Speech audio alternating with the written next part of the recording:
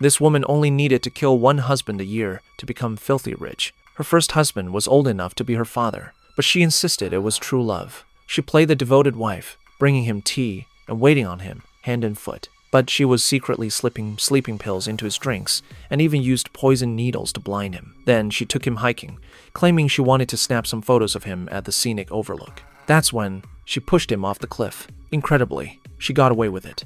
She seemed so sweet and harmless after all. She was an elementary school teacher. The police bought her story hook, line, and sinker. Just like that, she walked away with $1 billion insurance payout. But her expensive tastes burned through the money fast. So she found husband number 2, a divorced dad with a young son. This time, she smeared superglue all over his seatbelt buckle. When he was drunk, she strapped him into the backseat, locking him in place. His son noticed a strange chemical smell, but she brushed it off as alcohol fumes. On a winding mountain road, she suddenly yanked the steering wheel hard. The car burst through the guardrail and plunged into the lake below.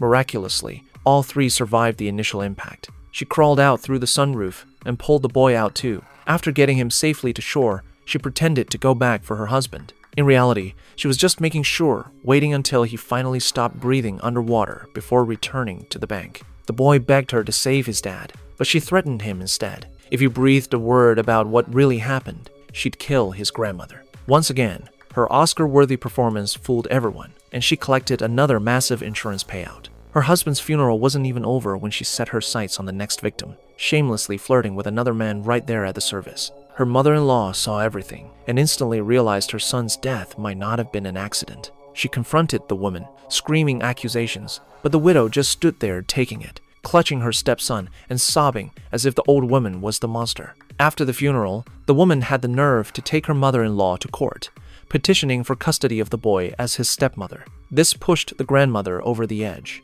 She exploded in the courtroom, accusing the woman of murdering for insurance money, revealing how her previous husband had also died suddenly, leaving her all his property. "She's a killer," the old woman shouted. The word killer caught Judge Binna's attention. If the grandmother was right, this woman was a cold-blooded predator.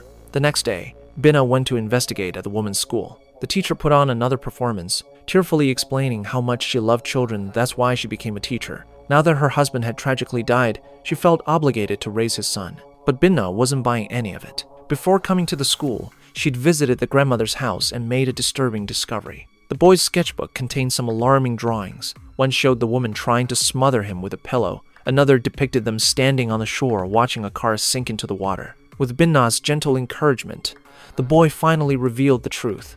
While a child's testimony alone wouldn't hold up in court, Binna had other ways to make this evil woman confess. Meanwhile, the woman was still scheming to get custody of the boy. Only then could she repeat her pattern, stage another accident, and collect one more insurance payout.